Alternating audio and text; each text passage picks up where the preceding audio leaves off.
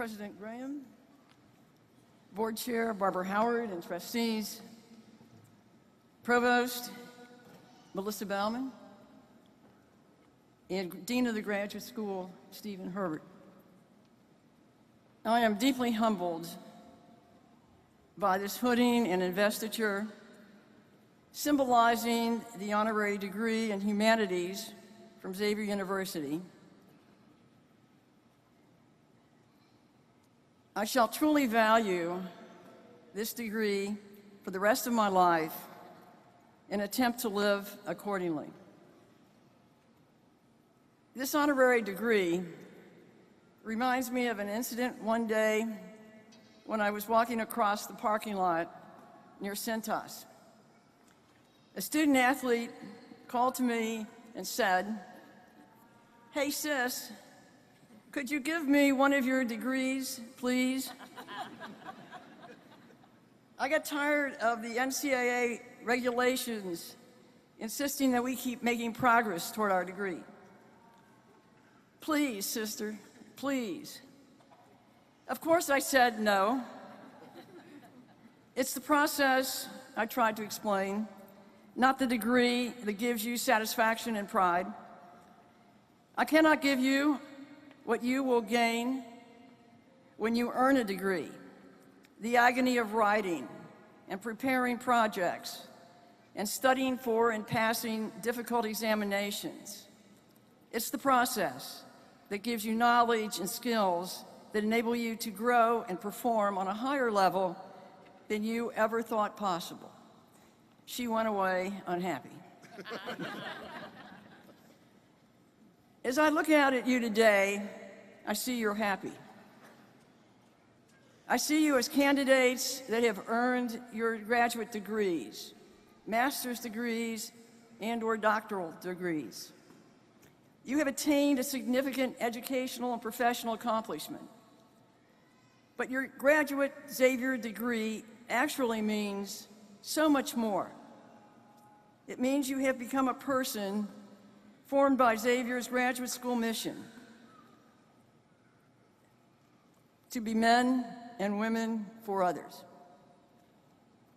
As you get ready to take what you have become here at Xavier out into the world, I would like to spend some time this afternoon reflecting with you on 3 questions enshrined in Xavier's mission for graduate students.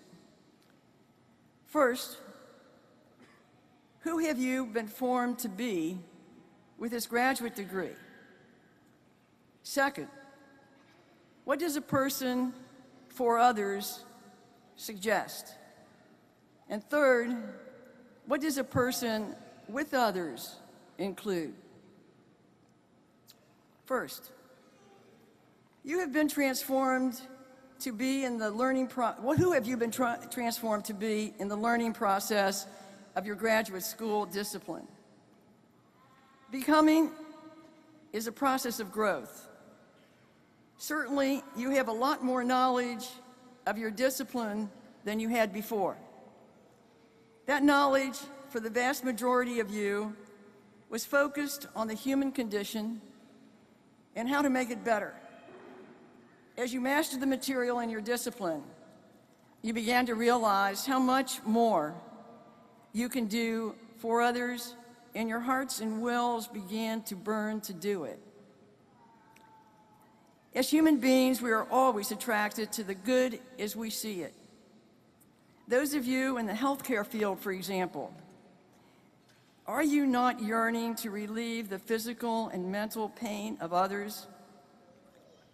Those of you in criminal justice, do you not hope to humanize the justice system in this county and in this country?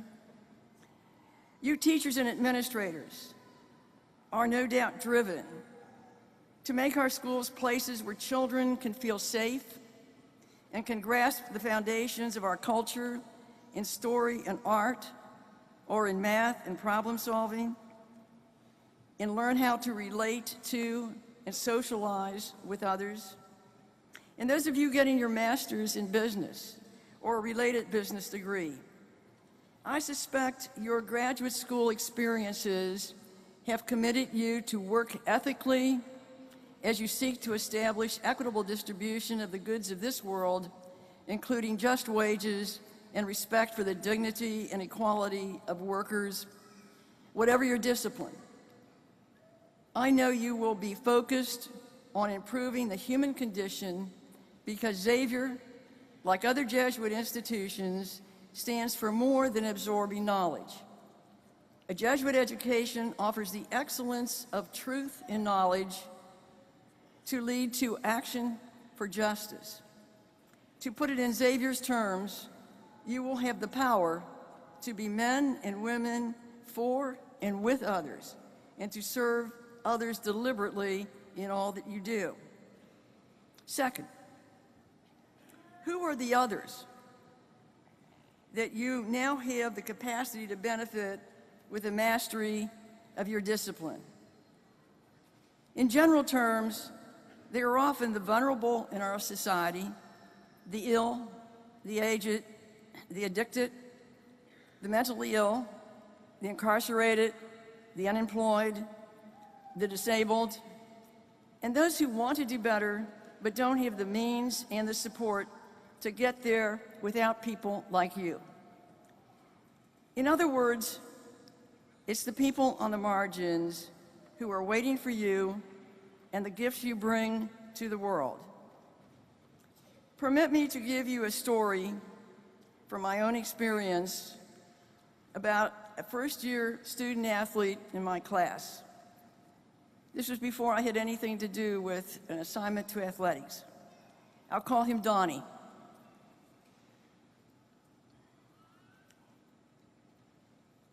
He was in my class that was called Studies in Fiction. Each day, minutes after class began, Donnie left his seat in the back row, came up to the front, towered over me, and said, "May I go for a drink of water?" I knew the fountain was right outside the classroom door, and I nodded yes, and kept right on with the lesson. About 5 minutes before the end of class, Donnie opened the door, came in, sat down, closed his books, and when class was over, dashed out. This pattern continued for 2 weeks. On Friday afternoon of week 2, the assistant basketball coach called to ask me how Donnie was doing. By that time, the other students had taken a couple of quizzes, and I was becoming concerned about how Donnie would keep up and pass. So I asked the coach if he could send a bottle of water with Donnie, assuming he was dehydrated. When the coach asked for more details, which I shared, he responded by saying, "Donnie's disappearance from class will stop," and it did. But the following week, I could see that Donnie was very angry with me. And you cannot learn when you're very angry. So we talked after class, and I told Donnie that I was concerned about his grades because he had not handed in any work and he had not taken any quizzes. When I asked him why he stayed out of class for so long, his response was something I never considered when I thought he was simply dehydrated. He said, "I am so scared you will call on me. I do not know what you want me to know from the stories. I just have not done any of this." He had never been in a class where the school required him to do assignments or hand in any work. He said he went to a public school in inner city New York, and all he had to do was play basketball. I told Donnie that if he would come to my office an hour before class, I would help him review the story and show him what to look for to make him comfortable with learning and with the assignments. Donnie never missed a meeting and passed the course. But unfortunately, he failed his other 4 courses, making him ineligible to play basketball. The athletic department asked me to advise him the following semester, and I did. I worked with his professors to get him the help he needed, to succeed. He ultimately graduated on time from the College of Business with a degree in marketing and was hired by a national marketing firm. Today, 30 years later, Donnie is running his own firm.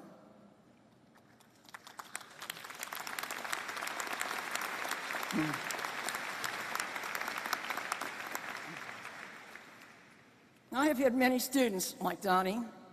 You will have many patients, clients, or students just like Donnie. Reach out to them, put your graduate degree to work to help them find their way into the circle of success, and whatever that means for them and their unique experience. And 3, what does it mean to be in service with others? Xavier alumni currently stands at about 75,000.